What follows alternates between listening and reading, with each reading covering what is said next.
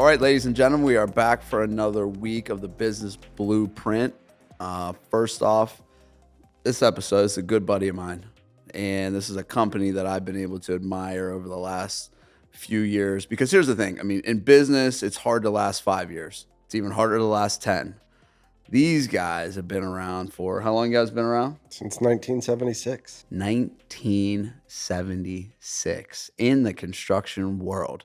Now, granted, I was born in 81, so. It's originated from his father, Jack, but we'll get into that. Steve Penrod with Penrod Construction. These guys do absolutely phenomenal, upscale, high-end design work. I mean, the work is absolutely flawless. So when we get into this, we'll kind of touch base on some transitions, some pivots over the years from the beginning and how you guys have transitioned. Because since 1976, the business has definitely changed. 100%. So I've never even really heard the story, but how did this all kind of come about even with Jack? So my dad started working for Greger Roofing out of South Park, PA. Still around. Still around. Still talk to him. We're still friends with his granddaughter. Relationships in the business. Yeah. And he started out doing roofs and siding and gutters. And, when he hit right around 20 years old, he decided, if he can run a crew for McGregor, he can run a crew for himself. Just like all of our guys do. Mm-hmm. It's part of business. And so he started out on his own and doing roofs and sidings, doing a bunch of new home builds up north. And, I think it was one of the neighbors. He was doing a roof. I think he was doing a roof in like Carrick or somewhere like that. And one of the neighbors asked him if he could build him a porch roof. And he was like, well, I think so, So he went at it. And just like all of us in the beginning. Yeah. We can do that. Yeah, we can handle it. Yeah. And just like anything else, he kind of self-taught himself how to do all this and framing and, just evolve. Which is how you got to really learn. I think in any construction world, if you haven't at least swung a hammer a little bit, you're not going to have the full understanding of what absolutely. This really is. I've had kids out of, the Pittsburgh Institute, and it's there's nothing.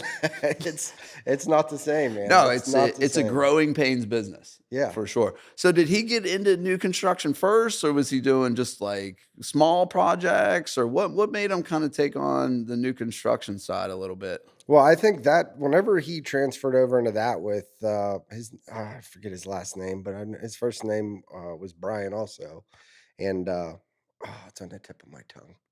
I'm not good with names. I asked you not to ask me names. I didn't. You brought it up yourself. Fired it at me. So, but the company was called Home Creations, and they were building new homes out in Robinson, like right behind that. I think it's at Hilton Gardens, right there off the Parkway.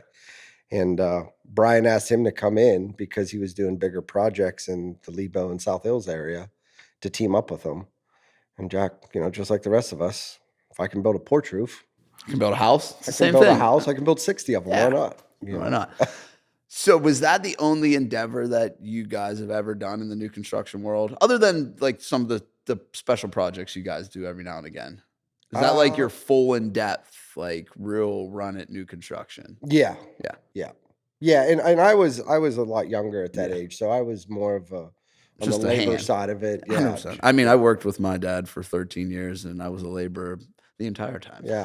So until I ran a crew eventually, but I think, again, I think we've all touched base on this too, is like, as our dads get older, we've transitioned in business. My dad does our landscaping now in new construction.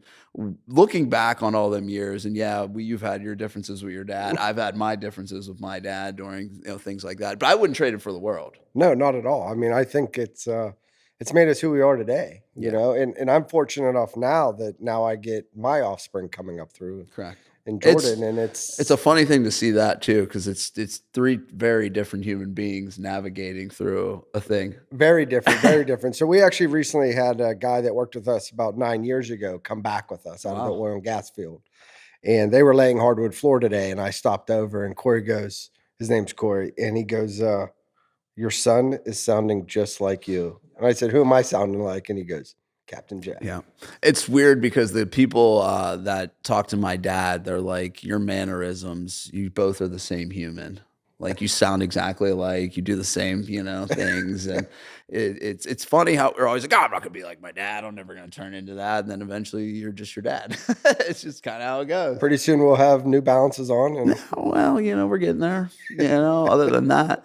So, they went from new construction and kinda got into what was the next transition from new construction and well, he with never the company? stopped Penrod Yeah. Construction during that, so Well, that's what I mean. he That was was kind of running a that both. was a that was kind of a merger between 2 companies, like a co-branding project. Uh, no, not really. Penrod Yeah. stayed Penrod, Nice. and then, the new build was just on the new build side Yeah. of it. And He you guys never were still wanted to doing remodeling commingle. projects on the side while doing Oh, that and yeah. stuff? Okay. Yeah, and at that point, I wanna say we had 27 plus guys. It was just mayhem Yeah. of running around, keeping everyone happy, and I think we kind of lost who my dad, like, kind of wanted us to become Right.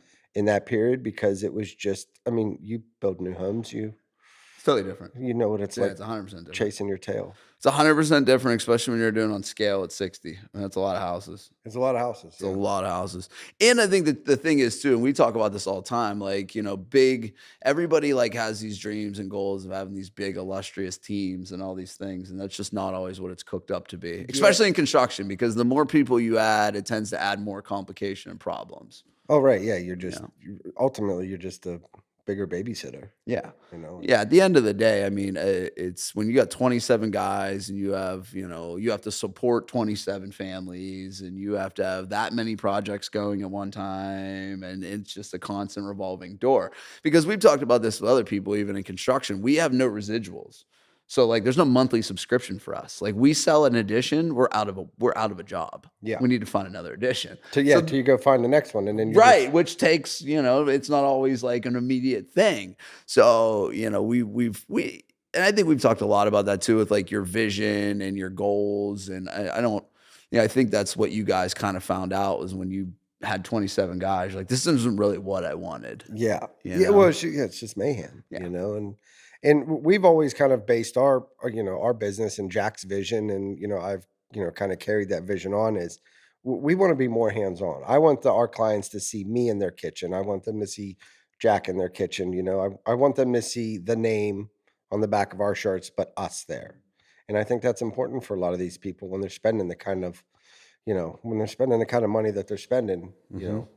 Yeah, I think there's a certain level of respect that you need to show any of our clients, if because again, at the end of the day, there's a lot of trash construction people out there. I mean, it's just inevitable. In Pennsylvania, for being as stringent as we are on everything, like $50 to the Commonwealth and an LLC, you're a fucking contractor. which is Like wild. it's wild. Yeah. Like you go to Florida, West Virginia, you got to take a test, What's wild is licenses we have to build these structures that people live in.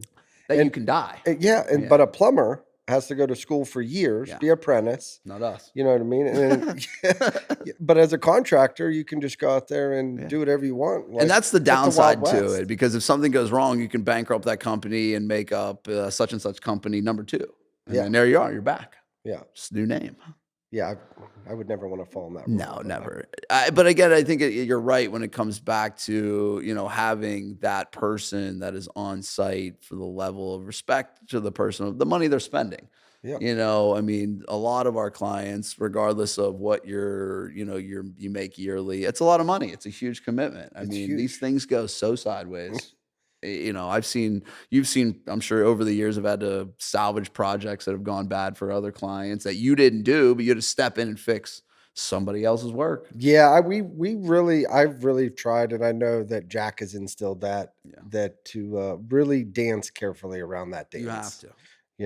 Because there's a lot of other contractors that we know. I mean, we all go to Brookside, we all go to 84 Lumber, we all use all the same vendors. So you see these guys face to face.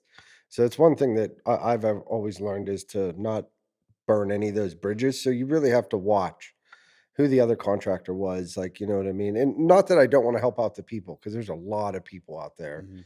that that are just getting taken advantage of, and it's not fair. Like these guys taking these huge deposits or 50% of the job, or however some of those guys write their contracts up, and then they're gone. And it's Which is like, crazy about it is it's illegal. I mean, you're allowed to take a third as a yeah, deposit. And a lot of these guys want to take a deposit when it's just labor only. Like, what are you advancing? Like, Right. you didn't do anything. Yeah, you didn't Like, what order are you windows advancing? yet. You Like, didn't order there's cabinets. yeah, it's, we see it a lot too, and we kinda tiptoe around it now even. Like you said, I mean, Pittsburgh's a very small town in regard, especially the South Hills, because me and you are both in the South Hills. Yeah, But we really, the fascinating thing about those too is, like, me and you really don't cross paths all that often. which is wild. Wild. Yeah. I think we have recently on, like, 2 kitchens or something like that recently. I think it was a master suite. Yeah, I don't think either one of us got either one of them. I don't Probably know. not. But either way, if I'm gonna lose one, I'd rather lose it to you because I know that person's at least gonna get a good kitchen or a good bathroom, Right, right. which is, so that's why I always think too, like, I've always talked to a lot of my friends. I'm like, guys, like, if we all just kinda, like, looked at each other as, like, friends, not competition, like, there's a lot of work out here for Yeah. all of us. I think I look at a lot of the guys that we bid against, as, I don't look at them as rivals. You know what I mean? Because I don't see it that way. You know what I mean? Like if you get the job over me, you're a better salesman, and I'm not a great salesman. I mean, Yeah. You got the gift of gab for sure. You're pretty good. I don't always talk that well. I don't always sound that well. Even I sound like I'm holding my nose half the time. But right. So, when you were growing up, did Jack kind of show you how to run a construction business, or like, No. it's no. No. Neither did my dad. Didn't He- show me anything how to run a business. Nothing. And just like our schools today, didn't even show me how to write a check. I had to figure it out. 100. You know. So when you and listen, Jack is done an amazing thing running this thing for as long as he has. But when was the kind of transition where Jack decided to step back? And of course, Jack still works, but he works when he feels like it and works Well, when he's needed. He still works a lot more than he should. Right. Because he feels He's stubborn. obligated because this was like his baby. Yeah. You know what I mean? This was his dream, and this has been a part of his life. Yeah. His And that's entire hard to let life. go.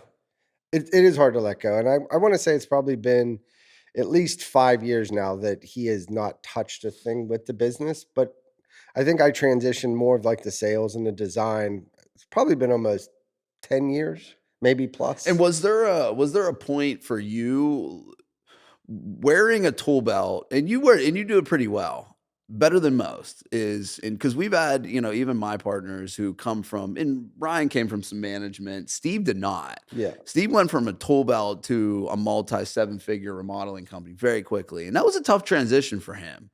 Much better now. I mean, he's worked really hard at it, but like, I don't care what industry you're in. That's a tough transition from being the hands-on guy to being running the show. right. That's it's tough a different job. thing. So when you started taking it over 10 years ago, what were some of the issues that you had, Well, I probably didn't realize how much work was on the back end of it.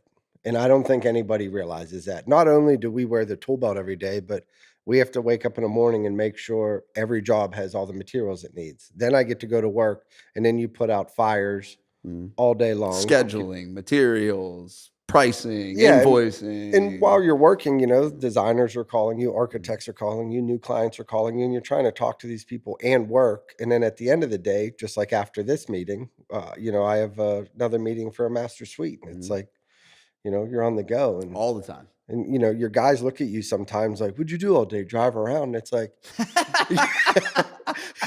like they're like, "You have electrical tape on your steering wheel." I'm like, "That's because I'm chasing everything." Yeah, it's because I'm about to rip my steering wheel off. Yeah, it's because I'm twisting it in my hands more than. Yeah, I think it's and the crazy thing about construction is it pivots with the economy. So for sure. when you're up, you're up. When you're down, you're down. You better figure out a niche. So you guys have really found a niche. Can you describe what that niche kind of is? Personality. I don't know. That's definitely not the right answer. But I think that it's. I really do think part of it is personality and craftsmanship. We've been in these people's homes, and now that we've worked on homes for 40 plus years, we're now working on the kids' homes. Right. And you posted something the other day. It said you walked out of a project, looked at an addition you did 15 years ago. Yes. Yeah. That's wild. Yeah. Kirsten's right behind the project wild. we're doing now. And you do a lot of work in Mount Lebanon. Yeah. We do a ton of work. Well, we do all South Hills. That's what I mean. But you do a lot of custom stuff in Mount Lebanon. Yeah. And we've done a lot of like big families where we've done all the siblings and the parents' house. So and that's kind of how it goes. And I think people lose focus on that. Well, I guess that has really gone to the wayside, like loyalty. Yeah. You know what I mean? And for some reason, I don't know if it's something Jack instilled in, our business name, or I doubt it's something I'm doing, but I just think that, we still do have some clients that are very loyal. Hmm. You know what I mean? And you've done these jobs, and people listening on here have had work done on their house. Hmm. Mistakes happen. You know what I mean? And it's how you fix it and how you treat the people after that. 100%. It's communication and how you fix it. Yeah. You could easily let it go Yeah. Yeah. and not be that, but neither of us ever wanted to be that guy. I think, and me and you have become very close over the last few years, and even especially as our businesses, now that we're really the sole drivers of a lot of it in terms of like sales and that type of stuff. It is an interesting thing in regards to seeing companies come in and companies go out and how things get handled. And Yeah. it's impactful, because if you didn't do the right thing with that first family, you wouldn't get the cousin, you wouldn't get the uncle, you wouldn't get any The of that siblings. repeat business. I think repeat business is one of the biggest compliments you can ever get. Yeah. I mean, we've had some clients that I've done 4 and 5 of their houses. And sometimes that's a little frustrating for me if after I just finish a house and we're selling it. It's like, all right, what are we going to do next? Mm, Well, yeah. now that you say that, they want to do a master suite or an addition or Mm. outdoor living. Just Or, like you were saying, the guy even this evening, you did his basement, and yes. you've done multiple projects before that. Yeah.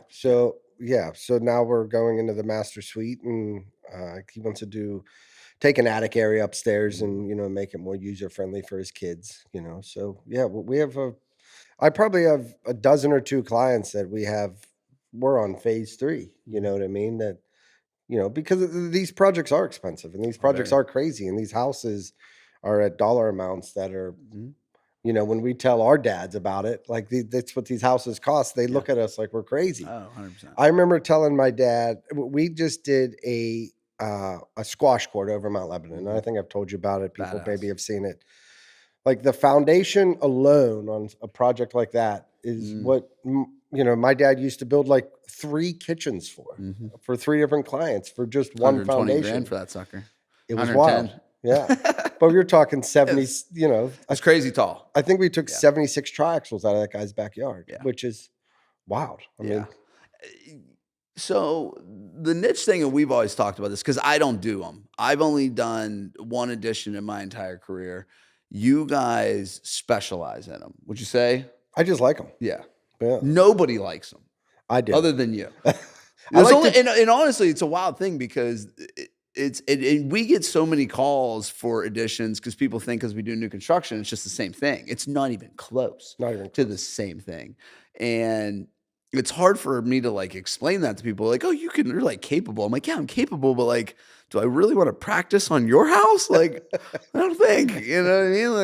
Like, but there's in this industry nowadays, especially, there's only a few of you guys doing them Yeah, on a big a scale. lot of the guys wanna, do, rip down and Pieces. rebuild.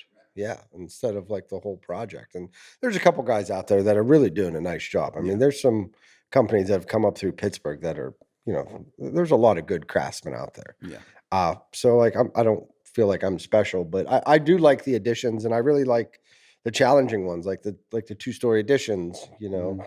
like things that Taking the roofs off. yeah, you're ripping someone's top of their Oh, house yeah. off while they're still cooking No, it's breakfast, real.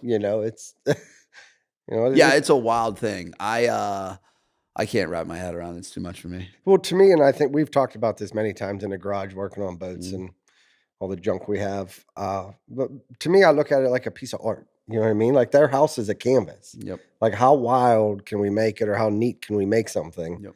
and still make it look like we never touched it? And I think that's a very interesting point because we don't view it differently. You see it from more of a creative eye.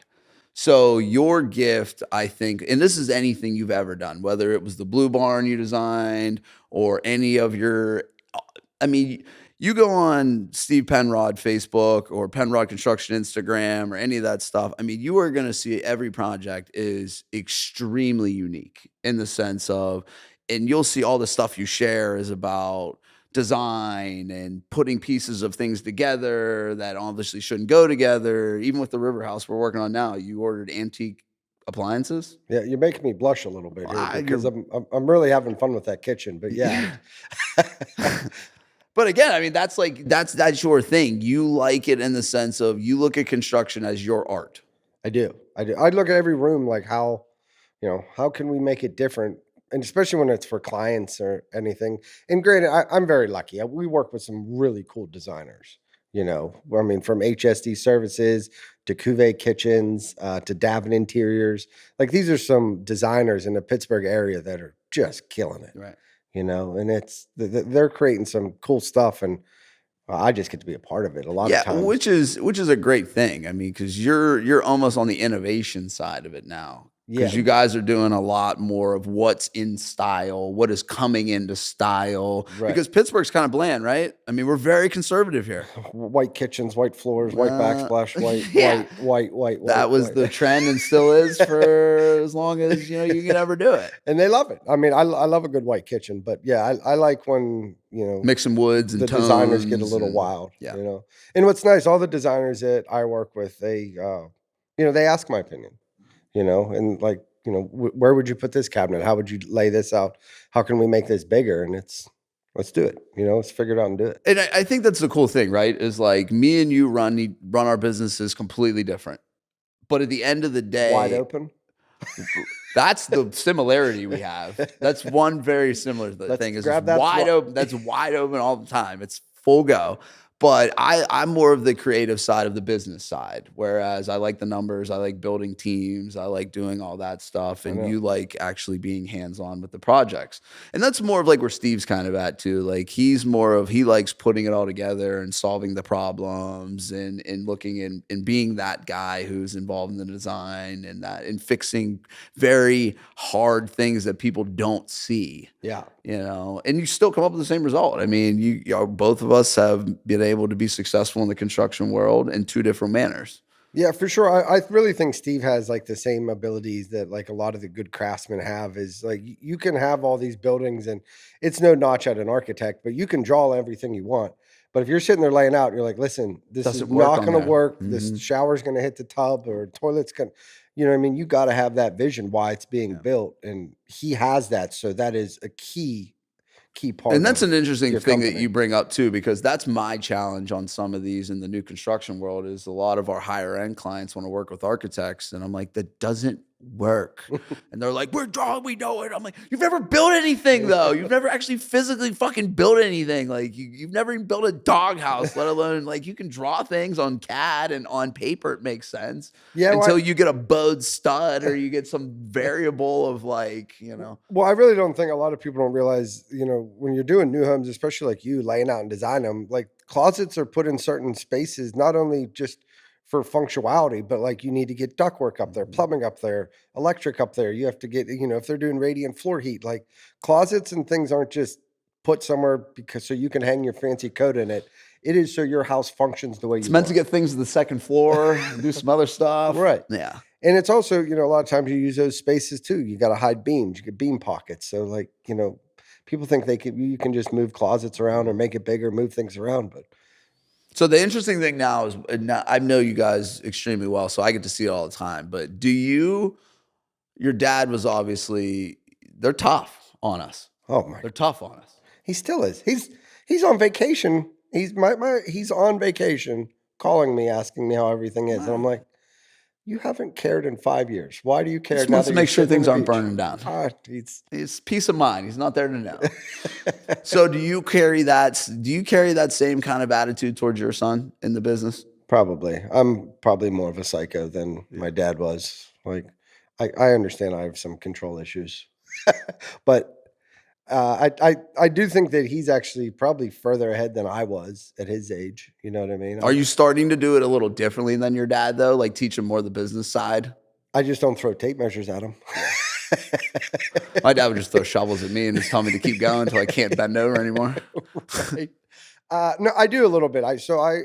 And my dad did do this with me, but not till I was a little bit older. But I do sit down with him with blueprints and show him like Understand how to read them. understand how to read them, because he really never took classes for that. But understand how to read them, and give me a materials list off just this blueprint.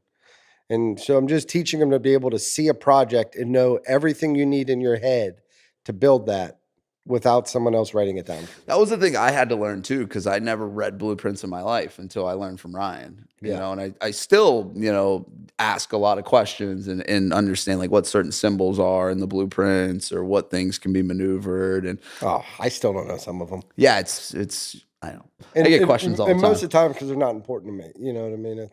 That's the way we all look at it. When it's not important to me, I'm like, I don't know, like ask him. Like, it's not my part of the business. Right. So do you think that Penrod Construction will be a 3-generation company?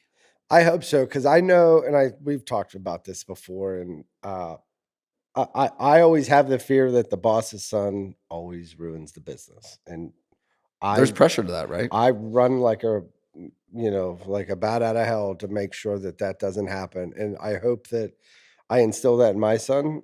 Uh, Granted, I would like him to get a little bit more into like real estate, Mhm. rentals, doing some flips. I mean, not that we don't do it; we do quite a few of them, but I would like just like him to have a more Have more of an solid, understanding. yeah, Yeah. not even just understanding, but maybe not always have to swing the hammer. You know what I mean? Maybe just tweak the business a little bit better so he can be more of a role like you know what I mean, as a leadership to a bunch of people versus having to be the guy that wears the tool belt. It gets tough, because you only have so much time, and then you're multi-focused and it's tough for even me, like doing real estate transactions, you're buying rentals, you're trying to build a remodeling company, you're trying to build a team, you're trying to do new builds, you're trying to boat, we're trying to do all the things that we do that are all important to us. Did you get that quad fixed, by the way? No, no. It's in my buddy's garage. He told me yesterday. He's like, "Yo, get this piece of shit out of here." I think it's very interesting in the sense of when we look at how we created business and how business can be transitioned because he's getting a great education because he watches you hands on, and that's a thing that I did with my dad was what I thought I didn't understand about business. I did is I watched the way he maneuvered and handled problems. I watched the way he would deal with vendors. I watched the way he would structure certain things with, partnerships on certain stuff. And that kind of always correlated with me because the relationships for us is 90% of the game, Well, yeah, for you sure. know? The only thing I see that's a little bit different is you started from nothing. Yeah. I pretty much got a Cadillac Escalade on cruise control, and I just had to tweak it. Yeah, but we've talked about this in depth. Like even when I worked for my dad, there's a profound pressure that comes with not fucking up your father's business. Because It sure there's does. going to be nothing more devastating, and there's going to be the biggest punch in the face that's going to come if you bankrupt something that he created 30 years I'll or never forget 40 years my ago. dad used to tell me when I played sports growing up is that just to remember whose name was on the back of that shirt, and I was like, It's not mine. yeah, I guess it's Kind of yours. mine. It's partially mine, but it's mostly yours. Yeah. Started with you. And that's super true. I mean, my dad's the same way, Yeah. and And not that it was bad, and I think to instill this on like the next generations, it's just accountability, and it's accountability and respect. that's really what he Yeah. was trying to teach. Just they were just a little bit harsher on how they taught it, but I think he did a good job. Yeah, 100%. I mean, because it's a very unique thing watching you guys that truly understand, and you understand construction way to a higher level than me. I understand a process of construction. You understand physical construction, how like things are really put together.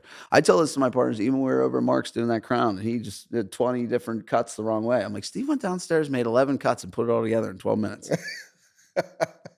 It was perfect. I drew it on, scraps. I drew it on a napkin. Yeah, I with didn't even scraps. use a new Nah, piece that he you got. just drew Mark, the. if you ever listen to this, I'm real sorry, but I finished your kitchen with all your cutoff pieces. It worked great.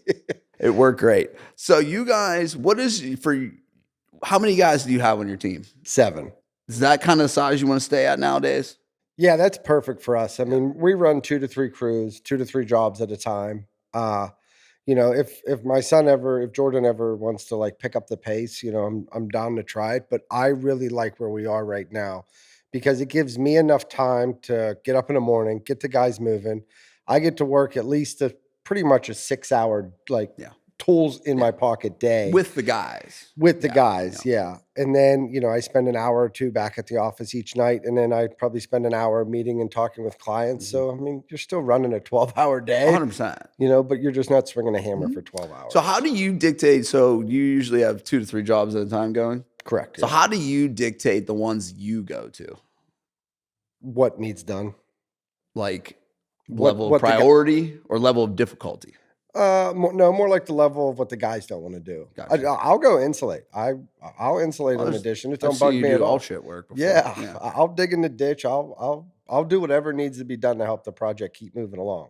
So that's normally where I jump in, is depending on where a project is, if they need me to do a certain part of it, or if they need me just to help them get to the next stage.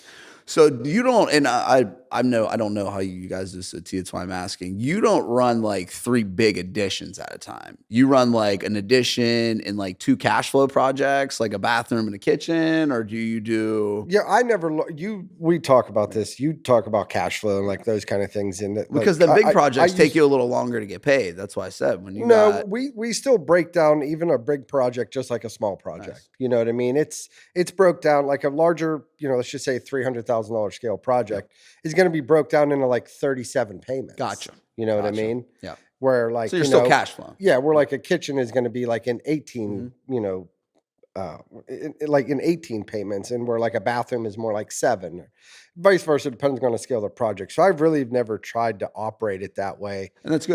Number one, I used to try to keep numbers like you do, and I want to throw my chalkboard across the room. They drive you nuts. There's a whole lot of red on it and not as much green.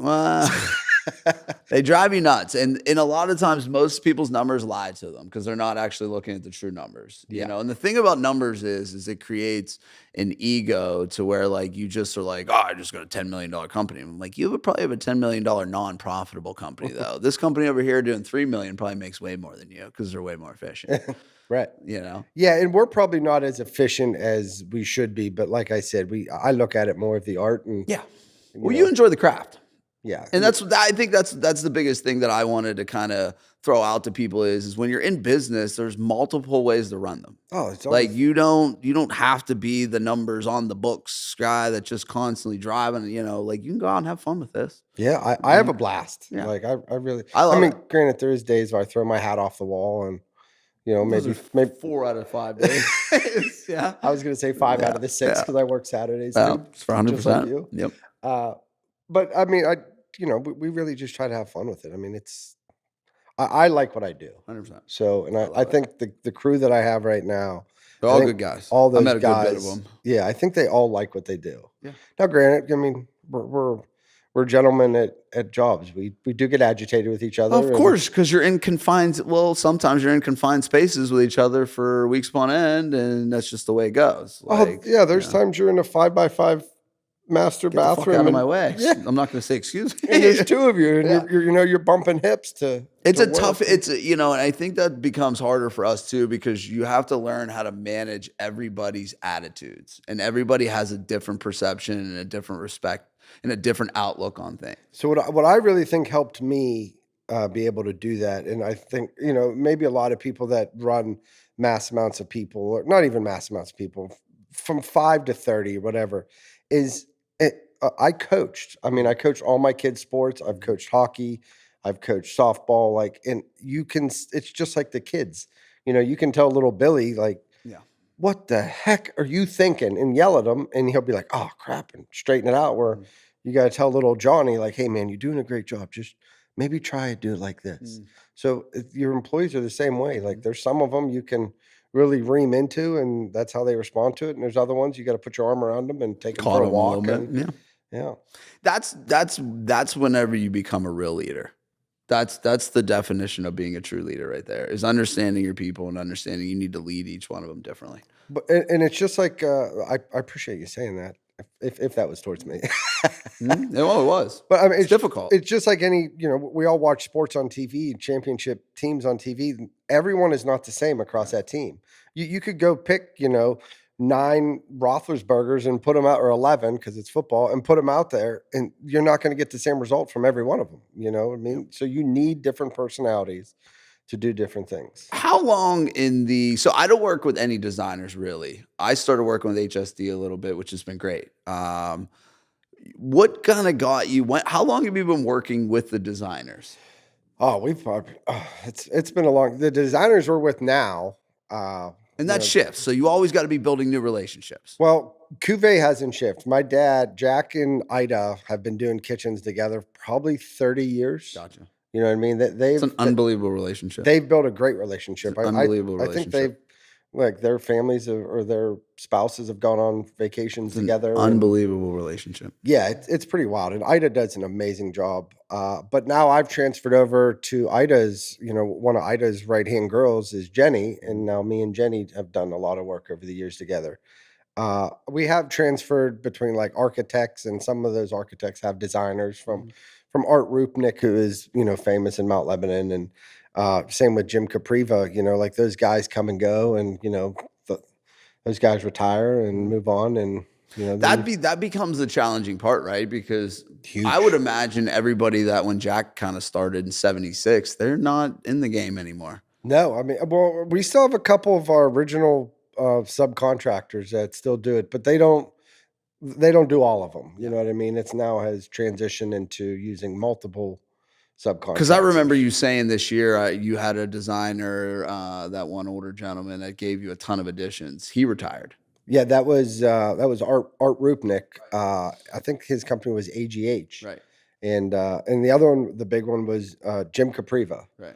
and he was real big in the South Hills. And Jim, I think I told you this. Jim probably pumped us for 4 to 8 editions. A year. Big editions a year. And we're talking when we say additions, we're talking 300 plus on a lot of I would these. say, yeah, I would say 2 to 4. Nowadays, especially post Yeah, COVID, yeah, 100%. yeah, Yeah. yeah. Now, so to replace someone with that kind of value in a business, I mean, he's invaluable. Well, that was Like, going to be my next question is like, that's a pivot point for you guys because you lost potentially 7 to 8, $300,000 jobs a year. it's a huge that weight now falls onto me Right. is That's what I finding mean. new Right. architects and new avenues to fill those voids. Right. The Which only is tough. yeah, it is Because tough. it's a loyalty type thing with a lot of those companies, right? Like certain guys work for, let's just say Cipriani. Some people work for certain, this, but they all Lorenzi, kind of Four have Seasons, like, yeah. yeah, they all kind of have their niches like, oh, we're comfortable with this guy. We don't really want to venture outside that bubble because we know what Right. kind of work we get. And that's where I think this whole industry is kind of changing. I think if we're really going to dig deep into this, Mhm. is that a lot of these general contractors and stuff now all have those types of guys on staff. Mhm. You know what I mean? Everyone has a designer on staff. Everyone has an architect on staff. Mhm. So, and I think people are liking that a lot more, where it's like a one-stop It's shop. convenience for the client. Right. Yeah. Now, I don't always think you get all that attention or you get all the detail. I think you get a biased opinion a little more. Yeah, you probably do. Yeah. You know what I mean? You probably definitely From an do. outsider who's looking to like really get to the core of something, where more of like that business is like, how do we just close the sale? Yeah, but like, so we did so much work with Jim Capriva, and Jim also, pumped, me with a lot of work. I think it's Gorilla Construction, Dean Hart, a lot of those guys that do the same types of projects we do.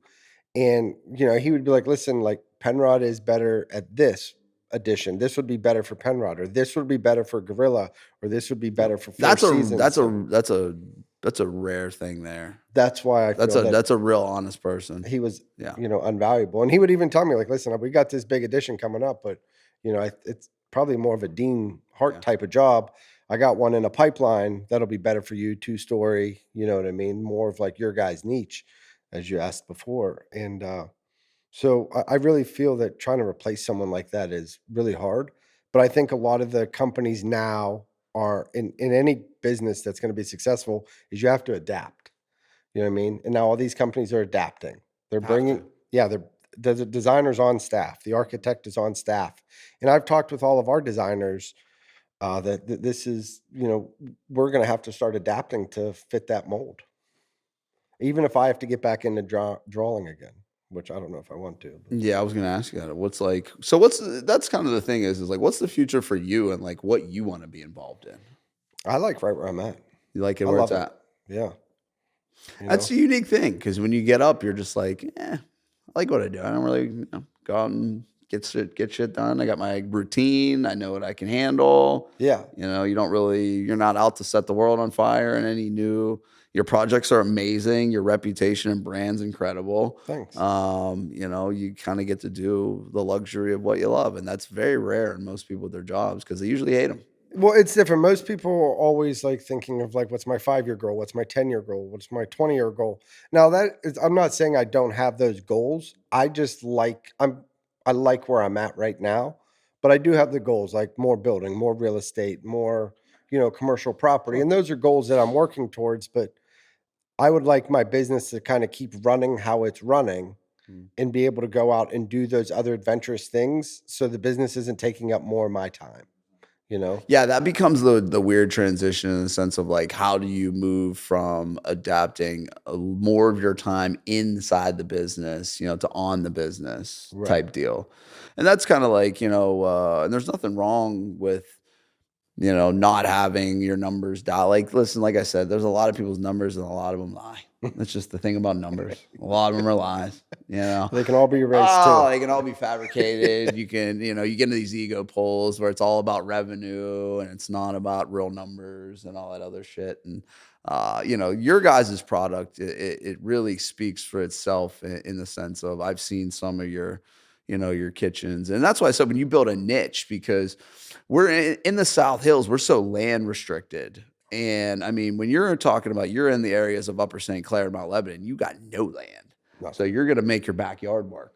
And Yeah. that's the only option. And Well, you're adding on to houses that are a million plus. mhm. And I've seen, that squash ball court. I mean, you add 20 feet this way, 25 feet that way to figure out how to put a building, 30 feet in the air. And it's It it's a was very unique thing. it was 20 feet in the Yeah, ground. it's crazy. They weren't letting us go up on that Yeah, one. it's ridiculous. They wanted us to go down. It's challenging. It's hard. The infrastructure of that shit is hard. Yeah. I think people are just like, you just throw a kitchen together. Like, it's not that simple. Yeah. You know. Especially in these older homes. I mean, these homes all built between, you know, pre 1960. I don't think they really liked levels back then. No.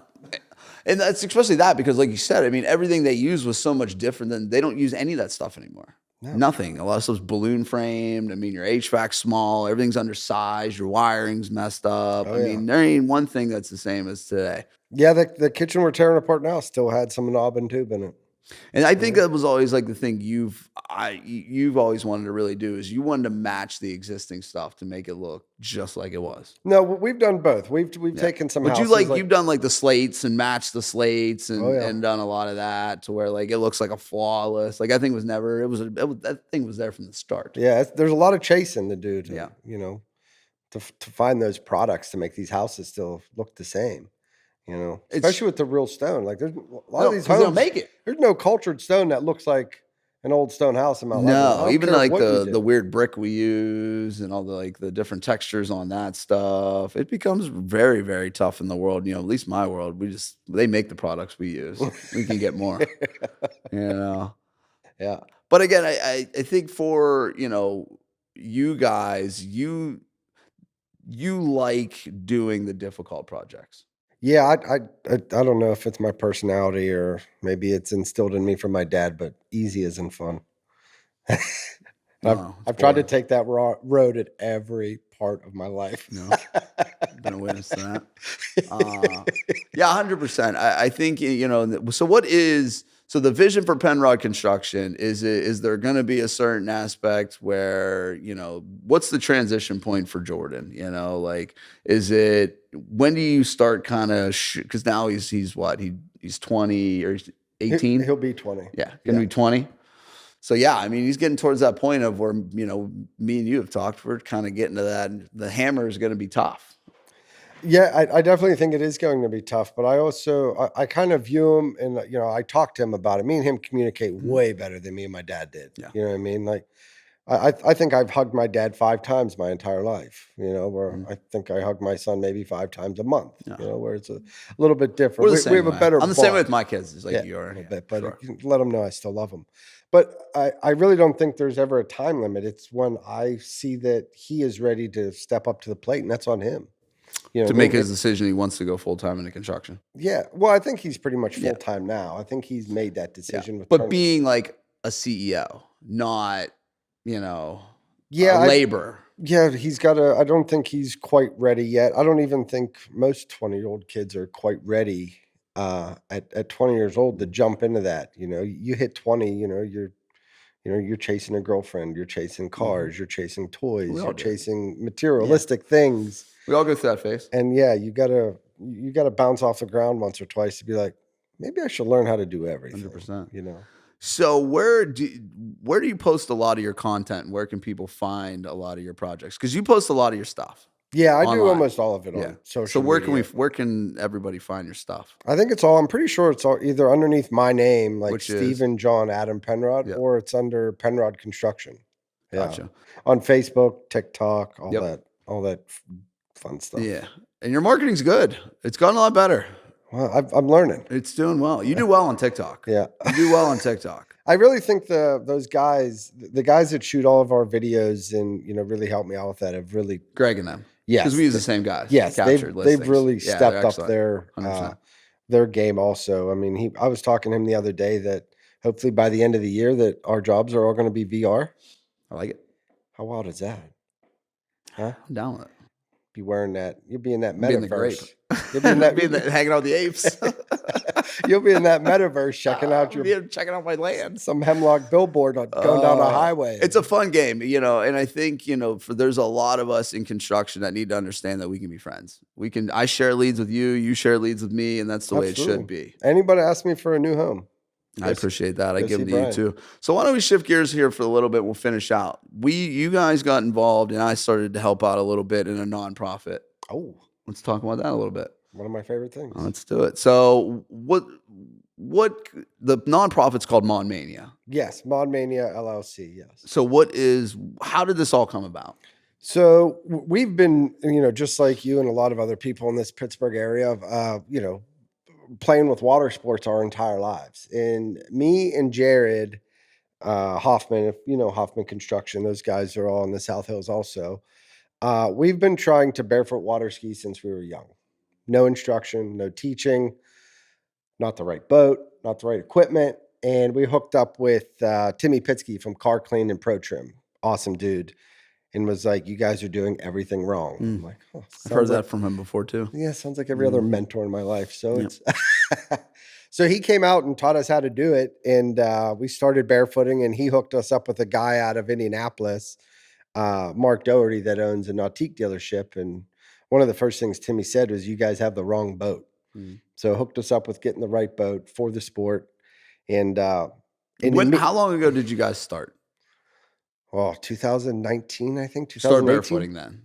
Successfully standing on our feet. Gotcha. Yeah, without hitting our face every time you put your feet. So how long after that did the Mon Mania idea come about? Same year. Well, I'm pounding it on. Yeah. Full throttle. That's like how we run everything. If we're going to do it, let's do full throttle. Well, Mark Doherty, they put on a race out there, and they were like, you guys have one of the coolest cities with water, in the Three Rivers. You guys should put a race on. So that's where we started kicking around the name, and Timmy Pitsky came up with the Mon Mania. So it's the Monongahela River, and it's like WrestleMania. You're out fighting there, the barges. You're out there battling water conditions. Yep. And our sole purpose was just really to race and have fun. And one of our team members had a nephew with MS. And we decided, if we're going to put on this event and have all these people come, let's raise the money for something. You know what I mean? We're all pretty fortunate. We all blessed. Have super cool jobs. We all have super good families. Like, let's give back to families that are struggling. Yep. And that's one thing that we decided to do. And it is taken off like a rocket ship. It's exploded, boy. I wish my personal business took off as fast as this business did. I mean, we're doubling numbers in years. And it's all the people in this Pittsburgh area helping. The Indianapolis area, Ohio area, all these water huge support from the guys from out of state for sure. Yeah. The water sport community is absolutely amazing, and we are raising some serious chang for people.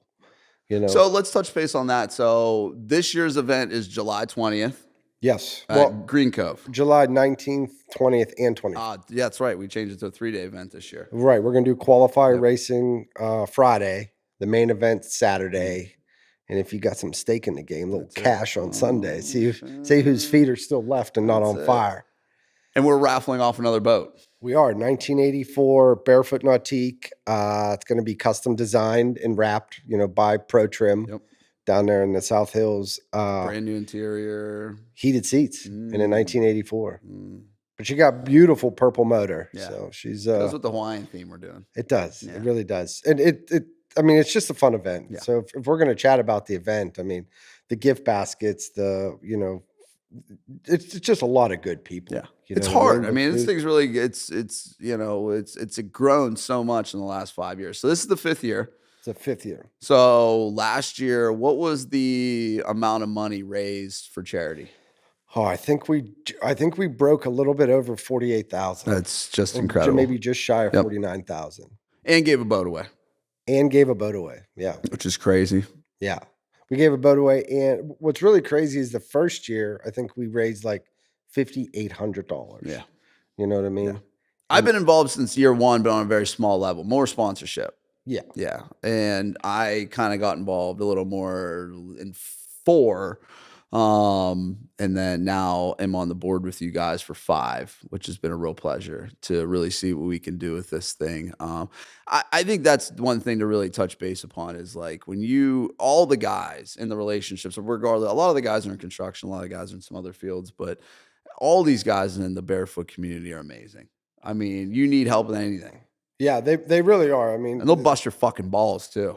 They are not afraid to step. They are not afraid to step on you when you're down. Yeah, either. they'll kill you. If your boat breaks and they hear about it. Yeah, you're everything. Yeah, everything is on the line. So it's July 19th, 20th, 21st at Green Cove, Fredericktown. Yeah, the big thing would become if people are going to come and people are listening is to July 20th is going to be the day to be there. I mean, the trophies are given away.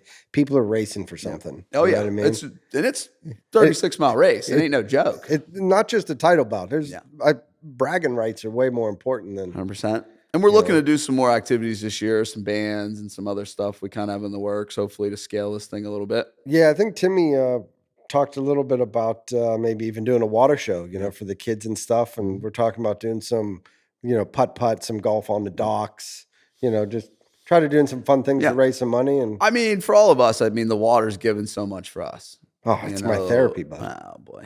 Yeah, me and you have you're gonna put a tear to my eye. Oh, me and you are very fortunate enough to live on it. Yes. So we're very blessed to be able to be on the water more than most people, which has been over the last couple of years. It's an absolutely amazing thing. Yeah.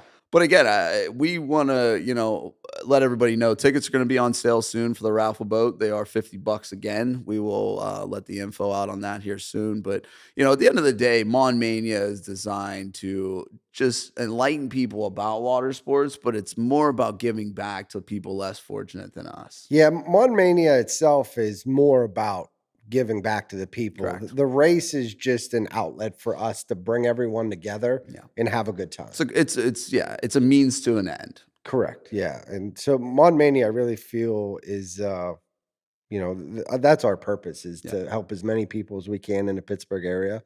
Well, I think we're going to veer off a little bit on, like how we gave money away, like around the Christmas holidays and stuff. I think we want to try to be able to impact more families. Because again, I think, we've seen the corporate side of it. Yeah. And I think me and you are very non-corporate guys. We're small business owners. We want to give back directly to the people. We don't need middlemen. We can handle all that ourselves. And I think we've really understood. And we have some amazing friends that have helped a lot with help with this. Well, it's all of them. Yeah, that's what I mean.